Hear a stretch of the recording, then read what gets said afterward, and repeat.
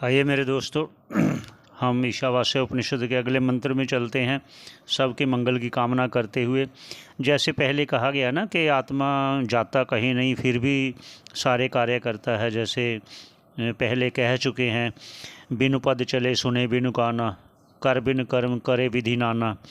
उसका थोड़ा सा उदाहरण दे देते हैं कि जिस प्रकार मान लो अग्नि से किसी का हाथ जल गया, तो अग्नि का कार्य है दाह करना, जलाना। तो अग्नि फिर भी उस दाह क्रिया से लिप्त नहीं होती।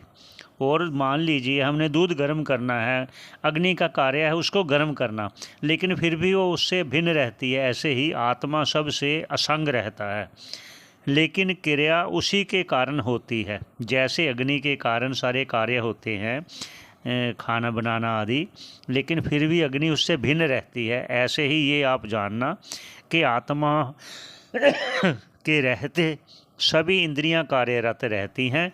आत्मा नहीं तो इंद्रियां भी कार्य नहीं करती, जैसे मृतदेह। ऐसे ही आगे चलते हैं, उसका उच्चारण कर लेते हैं एक बार।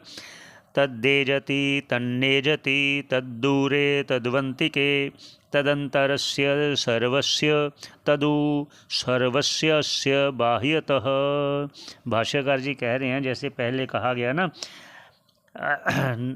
ना एजत, वो चलता नहीं है, तो लेकिन यहाँ क्या कह रहे हैं, तद एजत, जो चलता है।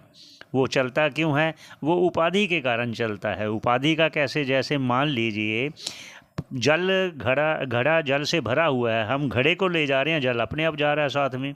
ऐसे ही मान लीजिए उसमें आकाश है, आकाश तो सर्वत्र है, खाली घड़ा है तो उसको लेके जा रहे हैं, लगता है आकाश भी साथ साथ जा रहा है। ऐसे उपाधि को लेकर कहा।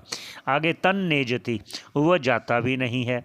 तद दूरे, वो दूर भी है। ये किस बारे में बात कर रहे हैं आप समझिए, ये आत्म तत्व के बारे में बात कर रहे हैं। तद दूरे, वह आत्म तत्व दूर है। किसके दूर है? जो अज्ञानी है, जो नहीं जानना चाहते, जो संसारिक हैं, जो इस विषय में ध्यान नहीं देते, उनके लिए वो दूर है। तद्वंती के, वो नज़दीक भी है। किसके नज़दीक है? जो जिज्ञासु हैं, जो उत्सुक हैं उस आत्म तत्व को जानने के लिए, वो फिर अपने आप जान भी पाएंगे, जो प्रयत्न करेंगे, इसलिए उनके लिए नज़दीक है। तद अंतरस्य, वह आत्मा सबके अंतर है।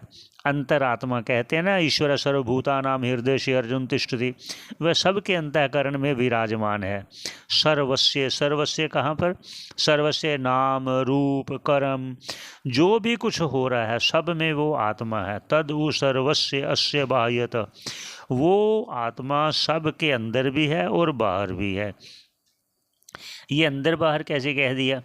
जैसे आपने सुना होगा, वाणी में भी कहा, अंदर बाहर एको जानो ए गुरु ज्ञान बताई, काहे रे बन खोजन जाई, सर्व निवासी सदा अलेपा तोहे संग समाई। ये कह रहे हैं ना कि ये गुरु जी ज्ञान दे रहे हैं ना कि वो जो अंदर भी है और बाहर भी है, वो एक ही है, कोई दो नहीं है, वो तुम हो। ऐसा इसको अनुभव करना है, इसी को आत्म तत्व कहते हैं। फिर एक बार पुनः कह देते हैं, भगवान भी स्वयं कह रहे हैं।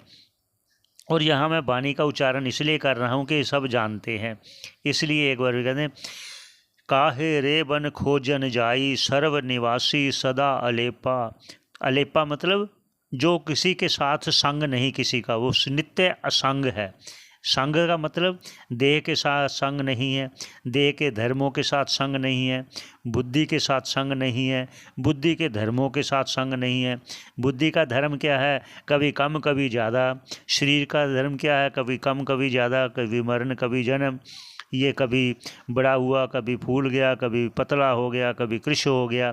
ये सारे देह के धर्म है। और अंतःकरण के जो धर्म है, कभी राग है, कभी द्वेष है, किसी के साथ उस आत्मा का संग नहीं है। इसलिए कहा सर्व निवासी सदा अलेपा, किसी के साथ उसका संग नहीं है। सर्व निवासी सदा अलेपा तोहे संग समाई, सदा नित्य तुम्हारे संग रहता है। ये सिर्फ तुम्हारे नहीं, सभी के संग है। एक होने से सभी के संग है। तोहे संग समाई, अंदर बाहर एको जानो एह गुरु ज्ञान बताई। इसलिए कह रहे अंदर और बाहर वो एक ही आत्मा ही है। इसलिए आप हमारे संग बने रहो। आपका बहुत बहुत धन्यवाद, शुक्रिया।